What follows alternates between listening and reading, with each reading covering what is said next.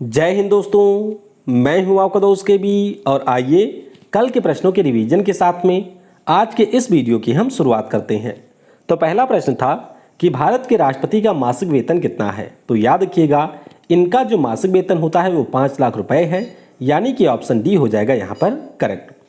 अगला प्रश्न है कि जून 2021 में आर के सबरवाल को किस देश के द्वारा the order of polar star पुरस्कार से सम्मानित किया गया। तो ये पुरस्कार इनको दिया गया है मंगोलिया के द्वारा, ऑप्शन बी हो जाएगा करेक्ट। अगला प्रश्न है कि जून 2021 में प्रकाशित पुस्तक फियरसली female the Dutee Chand story के लेखक कौन है। तो इस पुस्तक को लिखा है सुदीप मिश्रा साहब ने, ऑप्शन यहाँ पर सी हो जाएगा करेक्ट। अगला प्रश्न था कि जून 2021 में डीआरडीओ के द्वारा अग्नि प्राइम मिसाइल का परीक्षण किया गया। तो यह आपकी किस प्रकार की मिसाइल है। तो ध्यान रखिएगा, यह एक सरफेस टू सरफेस मिसाइल है, यानी कि ऑप्शन ए हो जाएगा करेक्ट। अगला प्रश्न था कि जून 2021 में किस खिलाड़ी ने पुरुष श्रेणी में सर्वाधिक व्यक्तिगत गोल का जो रिकॉर्ड है उसकी बराबरी कर ली है। तो इसको बराबरी किया है क्रिस्टियानो रोनाल्डो ने, यानी कि ऑप्शन डी हो जाएगा करेक्ट। अगला प्रश्न था कि महारत्न कंपनी एनटीपीसी इंडिया लिमिटेड के द्वारा वर्ष 2032 तक कितने गीगावाट नवीकरणीय ऊर्जा क्षमता को इंस्टॉल करने का लक्ष्य रखा गया है। तो ये टारगेट है 60 गीगावाट का, यानी कि ऑप्शन बी हो जाएगा करेक्ट। अगला प्रश्न था कि जून 2021 में जारी रिपोर्ट के अनुसार विदेशी कामगारों के लिए विश्व का सबसे महंगा शहर कौन सा है। तो ध्यान रखिएगा, सबसे महंगा शहर यहाँ पर जो है उसका नाम है अशगाबाद। ये आपके तुर्कमेनिस्तान की राजधानी है, ऑप्शन ए हो जाएगा करेक्ट। अगला प्रश्न था कि जून 2021 में हिमाचल प्रदेश के कार्यवाहक मुख्य न्यायाधीश के रूप में किसे नियुक्त किया गया। तो यहाँ पर नियुक्ति हुई है विजय कुमार मालिमत की, यानी कि ऑप्शन सी हो जाएगा करेक्ट। अगला प्रश्न था कि जून 2021 में रेबीज से मुक्त होने वाला हमारे देश का पहला राज्य कौन बना। तो पहला राज्य बन गया है गोवा, यानी कि ऑप्शन सी हो जाएगा करेक्ट। अगला प्रश्न था कि प्रत्येक वर्ष राष्ट्रीय सांख्यिकी दिवस कब मनाया जाता है। तो ये दिवस हर साल होता है 19 जून को, यानी कि ऑप्शन ए हो जाएगा करेक्ट। अगला प्रश्न था कि जून 2021 में स्टायरियन ग्रांड प्रिक्स 2021 का जो खिताब है ये किस खिलाड़ी ने जीत लिया है। तो इसे जीता है मैक्स वर्स्टप्पन ने, ऑप्शन ए हो जाएगा करेक्ट। अगला प्रश्न था कि जून 2021 में किस महिला खिलाड़ी ने तीरंदाजी विश्व कप स्टेज 3 में स्वर्ण पदक जीता है। तो नाम इनका है दीपिका कुमारी, ऑप्शन हमारा डी हो जाएगा करेक्ट। वीडियो में हम लोग आगे बढ़ें उससे पहले एक बार फिर मैं आपको बता दूं कि अगर अभी तक आप लोगों ने मुझे अनअकैडमी पर फॉलो नहीं किया है तो नीचे आपको मेरी प्रोफाइल की लिंक मिलेगी, उसके ऊपर क्लिक करके मुझे यहाँ पर आप फॉलो कर सकते हैं। डेली दिन में 12 बजे और शाम को 3:30 बजे मेरी 2 क्लासेज होती हैं। तो ये दोनों क्लासेज आपके जीके और करंट अफेयर के लिए काफ़ी ज़्यादा महत्वपूर्ण है, तो इन्हें आप ज्वाइन कर सकते हैं। इसके अलावा मैं आपको बता दूं कि अनअकैडमी जो कि भारत का सबसे बड़ा एजुकेशनल प्लेटफॉर्म है, इसके ऊपर अगर आप किसी भी कोर्स को खरीदने के इच्छुक हैं तो आपको यूज करना है कोड KV10। इससे आपको तुरंत 10% का डिस्काउंट मिलेगा। उसके बाद में आप मुझसे कांटेक्ट करिएगा तो आपको यहाँ पर 10% का कैशबैक भी मिलेगा जो प्राइस आप पे करेंगे, यानी कि जो 10% का कैशबैक होगा वो डायरेक्टली आपके अकाउंट में मेरे द्वारा ट्रांसफ़र किया जाएगा। तो ये सारे ऑफर आपके लिए हैं, इसे आप ग्रैब कर सकते हैं। इसके अलावा मैं आपको बता दूं कि 30 जून से आपकी अनअकैडमी पर SSC CGL CHSL या फिर जो आपके MTS के एग्ज़ाम हैं उनके लिए नए बैचेज की शुरुआत हो रही है। इसमें आपको सारे बेस्ट एजुकेटर मिलेंगे, तो इनके द्वारा आप अपनी तैयारी को और ज़्यादा बेहतर बना सकते हैं। चलिए अब हम लोग आज के प्रश्नों की करते हैं शुरुआत। पहला प्रश्न है कि जून 2021 में केंद्रीय जांच ब्यूरो के नए विशेष निदेशक के पद पर किसको नियुक्त किया गया। तो ये जो हमारा पद है वह पिछले 3 सालों से खाली था और अब फाइनली जा करके इसके ऊपर नियुक्ति हुई है प्रवीण सिन्हा साहब की। तो ऑप्शन हमारा सी हो जाएगा यहाँ पर करेक्ट। अब आप सभी को ये पता होगा कि जो हमारा CBI होता है इसमें एक तो आपको मिलेंगे महानिदेशक, महानिदेशक के बाद में जो दूसरा सबसे बड़ा पद होता है उसे हम लोग कहते हैं विशेष निदेशक। तो अभी आपके CBI के नए महानिदेशक भी बने हैं, नाम इनका है सुबोध जायसवाल, और अब यहाँ पर प्रवीण सिन्हा साहब को विशेष निदेशक के पद पर नियुक्त किया गया है। तो ऑप्शन हमारा यहाँ पर सी हो जाएगा करेक्ट। CBI की अगर हम बात करते हैं तो 1 अप्रैल 1963 को स्थापना हुई थी और डायरेक्टर जनरल जैसा कि मैंने आपको बताया सुबोध जायसवाल साहब हैं। अगला प्रश्न है कि जून 2021 में FATF यानी कि फाइनेंशियल एक्शन टास्क फोर्स के द्वारा किस देश को ग्रे लिस्ट से बाहर कर दिया गया? तो इस देश का नाम है यहाँ पर क्या है? घाना। तो घाना को बाहर किया गया है। ऑप्शन हमारा बी हो जाएगा यहाँ पर करेक्ट। तो आइए पहले समझते हैं कि FATF क्या है और इसका मुख्य रूप से काम क्या है। देखिए, अगर हम लोग FATF की बात करते हैं तो 1989 में इसकी की गई थी स्थापना। हेडक्वार्टर कहाँ पर है? तो फ्रांस की जो राजधानी है पेरिस, वहाँ पर आपको इसका हेडक्वार्टर मिलेगा। सदस्य देशों की बात करें तो टोटल आपके 39 इसके मेंबर कंट्री हैं। सबसे नवीनतम जो सदस्य है उसका नाम है सऊदी अरब, जो कि 39वें देश के रूप में इसका सदस्य बना था। अब ये काम क्या करती है? तो मुख्य रूप से इसका काम होता है कि दुनिया के ऐसे देश जिनके द्वारा मनी लॉन्ड्रिंग या फिर जो हवाला वगैरह के पैसे होते हैं उनको प्रमोट किया जाता है, ऐसे देशों को ये ग्रे लिस्ट में डाल देता है। अब मान लीजिए कोई देश है जिसको यहाँ पर FATF ने ग्रे लिस्ट में डाल दिया, तो फिर उस देश को IMF, वर्ल्ड बैंक जैसे जो भी हमारे वित्तीय संस्थान होते हैं वो ऋण वगैरह नहीं देते हैं। तो इसीलिए यहाँ पर अभी FATF के द्वारा पाकिस्तान को, फिलीपींस को, हैती को और दक्षिण सूडान को ग्रे लिस्ट में एज इट इज रखा गया है। इसके अलावा माल्टा देश को भी यहाँ पर शामिल कर लिया गया है, जबकि जो घाना देश है उसको अभी इससे बाहर कर दिया गया है। तो ध्यान रखिएगा, नई एंट्री हुई है माल्टा की और घाना को यहाँ पर कर दिया गया है बाहर। तो ये काफ़ी इंपॉर्टेंट प्रश्न है, इसके बारे में आप याद रखेंगे। चलिए अगला प्रश्न है कि जून 2021 में किस पत्रकार को फुकुओका ग्रैंड पुरस्कार 2021 से सम्मानित किया गया? तो ये जो पुरस्कार है वो मिला है P साईनाथ साहब को। ऑप्शन हमारा यहाँ पर डी हो जाएगा करेक्ट। अब इसमें आपको एक शब्द दिखाई देगा फुकुओका। फुकुओका आपके जापान का एक शहर है। तो जापान के इस शहर और यहाँ पर एक संस्थान है जिसका नाम है फुकुओका सिटी इंटरनेशनल। तो इसके द्वारा द हिंदू न्यूज़पेपर के जो पूर्व संपादक रहे हैं, नाम इनका है P साईनाथ, उनको ये पुरस्कार दिया गया। तो इतना आप इस पुरस्कार से याद रखेंगे। अगला प्रश्न है कि जून 2021 में किस देश के द्वारा विश्व का जो सबसे बड़ा बैहेतन हाइड्रो पावर स्टेशन है इसको लॉन्च किया गया? तो भैया ये लॉन्च कर दिया है हमारे पड़ोसी देश चाइना ने। ऑप्शन यहाँ पर आपका ए हो जाएगा करेक्ट। अब ये थोड़ा प्रोजेक्ट क्या है, आइए इसको समझते हैं। आप सभी ने पढ़ा होगा कि हमारे एशिया की जो सबसे लंबी नदी है उसका नाम है यांगजी। यांगजी रिवर आपके एशिया की सबसे लंबी नदी है और दुनिया की जो सबसे लंबी नदी है उसमें ये आता है तीसरे नंबर पर। तो अभी जो हमारी यांगजी नदी है इसका जो ऊपरी सेक्शन है यहाँ पर इसका नाम है जिन्सा नदी। तो जिन्सा नदी के ऊपर 34 बिलियन डॉलर के लागत के साथ में चीन के द्वारा यहाँ पर बैहेतन हाइड्रो पावर स्टेशन को निर्मित किया जा रहा है। अब इसकी अगर हम लोग बात करते हैं तो क्षमता इसकी होगी 16 मिलियन किलोवाट की, बहुत ही ज़्यादा इसकी क्षमता होगी और अगले साल जुलाई महीने से ये कार्य करना शुरू कर देगा।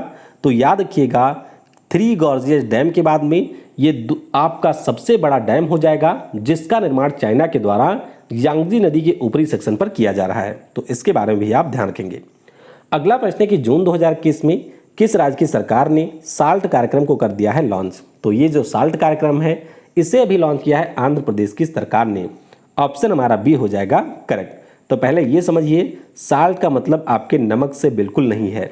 साल्ट का मतलब है सपोर्टिंग आंध्राज लर्निंग ट्रांसफॉर्मेशन, यानी कि आंध्र प्रदेश सरकार की यह एक प्रोग्राम है और इस प्रोग्राम के अंतर्गत जो भी हमारे स्कूली शिक्षा में तरीके होते हैं उन तरीकों में किया जाएगा बदलाव, यानी कि एक बेटर वे में जो भी हमारे छात्र होते हैं उनको यहाँ पर शिक्षा दी जाएगी। और इसके लिए आंध्र प्रदेश की सरकार को विश्व बैंक के द्वारा 250 मिलियन डॉलर का ऋण भी दिया जा रहा है। तो याद रखेंगे, ये आपके आंध्र प्रदेश सरकार की स्कीम है। अगला प्रश्न है कि जून 2021 में किस देश के पीएम, नाम इनका है स्टीफन लोफवेन, इन्होंने अविश्वास प्रस्ताव के बाद में इस्तीफा दे दिया है? तो ये आपके हैं स्वीडन के पीएम। ऑप्शन हमारा यहाँ पर डी हो जाएगा करेक्ट। आप सभी को ये पता होगा कि जब हमारी किसी भी पार्टी का बहुमत जो सदन में होता है वह समाप्त हो जाता है तो उस स्थिति में इसके खिलाफ लाया जाता है अविश्वास प्रस्ताव। तो अभी स्वीडन के जो पीएम है स्टीफन लोफवेन, इनके विरुद्ध भी इसी प्रकार का अविश्वास प्रस्ताव आया और इस प्रस्ताव के बाद इन्होंने कहा है कि 28 जून को मैं अपने पद से दे दूंगा इस्तीफा। बात करते हैं स्वीडन देश की, तो ये आप मैप में यहाँ पर देख सकते हैं, ये है स्वीडन जो कि नॉर्वे और फिनलैंड के साथ में अपनी सीमा को साझा करता है। इसके अलावा इसकी जो राजधानी है वह आपको स्टॉकहोम में मिलेगी। मुद्रा यहाँ की है स्वीडिश क्रोना, तो ये पॉइंट आपको यहाँ से ध्यान रखने हैं। अगला प्रश्न है कि जून 2021 में केंद्रीय मंत्री नितिन गडकरी के द्वारा MSME प्रेरणा नामक मेंटरिंग प्रोग्राम को लॉन्च किया गया कहाँ से? तो ये जो प्रोग्राम है इन्होंने लॉन्च किया है महाराष्ट्र से। ऑप्शन हमारा यहाँ पर सी हो जाएगा करेक्ट। अब महाराष्ट्र में आपको मिलेगा नागपुर, हाँ वही जो संतरों का शहर है। और आप सभी को ये याद रखना चाहिए कि जो हमारे नितिन गडकरी साहब हैं वे आपके नागपुर से ही हैं सांसद। तो इंडियन बैंक का ये प्रोग्राम है जिसका नाम है MSME प्रेरणा। तो इसके अंतर्गत जो भी हमारे इस प्रकार के उद्योग से जुड़े हुए उद्यमी हैं, यानी कि जो भी बिजनेसमैन वगैरह हैं, उनकी वित्तीय क्षमताओं को यहाँ पर विकसित करने के लिए और केंद्र और राज्य सरकार के साथ साथ जो भी RBI की योजनाएं हैं MSME के लिए, उन सभी के बारे में जानकारी देने के लिए इसकी शुरुआत की गई है। इंडियन बैंक की बात करते हैं तो ये हमारे 12 सरकारी बैंकों में से एक है। स्थापना इसकी 1907 में हुई थी। हेडक्वार्टर आपको चेन्नई में मिलेगा और MD और CEO हैं पद्मजा चुंद्रू। अच्छा, नितिन गडकरी साहब की बात हुई है तो आप ध्यान रखिएगा, 2 मंत्रालय का प्रभार इनके पास में है। एक तो हमारा है MSME मंत्रालय और दूसरा हमारा है रोड हाईवे और परिवहन मंत्रालय। अगला प्रश्न है कि जून 2021 में अटॉर्नी जनरल KK वेणुगोपाल का जो कार्यकाल है ये कितने वर्षों के लिए बढ़ाया गया? तो ये भी बढ़ाया गया है 1 वर्ष के लिए, यानी कि ऑप्शन यहाँ पर ए हो जाएगा करेक्ट। अब आइए थोड़ा सा अपने देश के अटॉर्नी जनरल के बारे में यहाँ पर जान लेते हैं। देखिए, पहले तो आपको यही याद रखना है कि हमारे संविधान का है अनुच्छेद 76, उसके अंतर्गत अटॉर्नी जनरल का प्रावधान यहाँ पर किया गया है। क्या काम इनका होता है?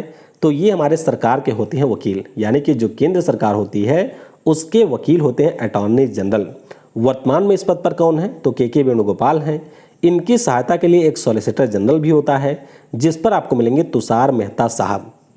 और एक पॉइंट ध्यान रखेंगे कि इनका जो कार्यकाल होता है वो फिक्स बिल्कुल नहीं होता है, यानी कि ये जब तक चाहे तब तक अपने पद पर रह सकते हैं। केंद्र सरकार जब तक चाहे तब तक इनको अपने पद पर रख सकती है।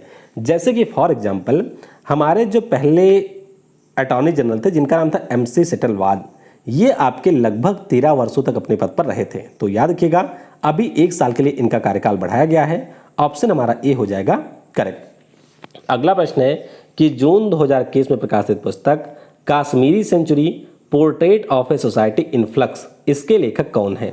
तो इस पुस्तक को लिखा है हमारी कश्मीर की खेमलता वाखलू ने। तो ऑप्शन यहाँ पर बी हो जाएगा करेक्ट।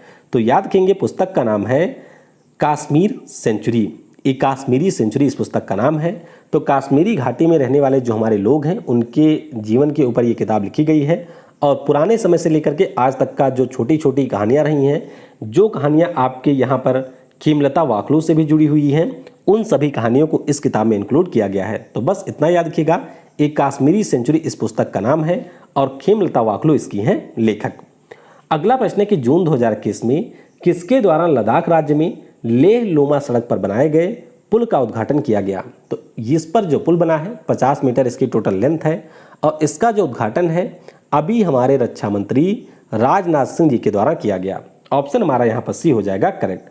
अब ये पुल आपका इंपॉर्टेंट क्यों है? देखिए, ये जो हमारी लेह लोमा नाम की रोड है ये आपके लेह से जोड़ती है सो मोरीरी को। अब सो मोरीरी क्या है? तो आपको ये भी याद रखना है कि सो मोरीरी हमारे लद्दाख राज्य का पहला रामसर साइट है। आपको याद होगा पिछले साल लद्दाख को दूसरा रामसर स्थल मिला था जिसका नाम है सोकर। क्या नाम है? अरे वो सोने वाला सोकर नहीं है भाई, सोकर यानी कि सो और कर, ये इसका नया रामसर साइट था जिसको पिछले साल दर्जा दिया गया था। और बात करते हैं सो मोरीरी की, तो दुनिया में आपके जितने भी रामसर स्थल हैं जिनको रामसर कन्वेंशन के अंतर्गत मान्यता दी गई है उनमें से आपका सबसे ऊंचाई पर स्थित रामसर स्थल है, नाम इसका है सो मोरीरी। तो ये जो आपकी सड़क है ये सो मोरीरी को जोड़ती है लेह से। 50 मीटर इसके ऊपर पुल बना है लंबा, जिसका उद्घाटन अभी रक्षा मंत्री राजनाथ सिंह के द्वारा किया गया। अगला प्रश्न है कि जून 2021 में किस राज्य की सरकार ने नई फार्मा नीति तैयार करने की घोषणा की है? तो ये घोषणा कर दी है मध्य प्रदेश की सरकार ने, यानी कि यहाँ पर ऑप्शन हमारा ए हो जाएगा करेक्ट। अब ये फार्मा नीति है क्या? देखिए, आप सभी को पता होगा कि हमारे देश में बहुत सारी बीमारियां हैं, ऊपर से कोविड-19, ऊपर से आपका ब्लैक फंगस, इन सारी गंभीर बीमारियों से लोग पीड़ित हैं। तो अभी मध्य प्रदेश की सरकार ने ये कहा है कि हमारी जो कैंसर हो गया, ब्लैक फंगस हो गया या इस प्रकार की जो भी गंभीर बीमारियां होंगी, इनके लिए सस्ती दवाओं को निर्माण को बढ़ावा देने के लिए हम यहाँ पर नई फार्मा नीति लाएंगे। तो ये घोषणा की है मध्य प्रदेश की सरकार ने। राजधानी आपको भोपाल में मिलेगी। मुख्यमंत्री यहाँ के हैं शिवराज सिंह चौहान भारतीय जनता पार्टी से, और राज्यपाल की बात करते हैं तो वही हैं आनंदीबेन पटेल, जो कि आपके उत्तर प्रदेश की भी राज्यपाल हैं। आखिरी प्रश्न है कि जून 2021 में किस राज्य के लेटेकू अंगूर को यूएई को निर्यात किया गया? तो ध्यान रखिएगा, ये जो अंगूर है ये आपको मिलेगा असम राज्य में। ऑप्शन हमारा यहाँ पर सी हो जाएगा करेक्ट। दरअसल असम का जो गुवाहाटी है वहाँ पर आपको ये अंगूर देखने को मिलेंगे। यहाँ पर देख सकते हैं थोड़े अलग टाइप के ये अंगूर होते हैं और वर्मा अंगूर के नाम से भी इनको जाना जाता है।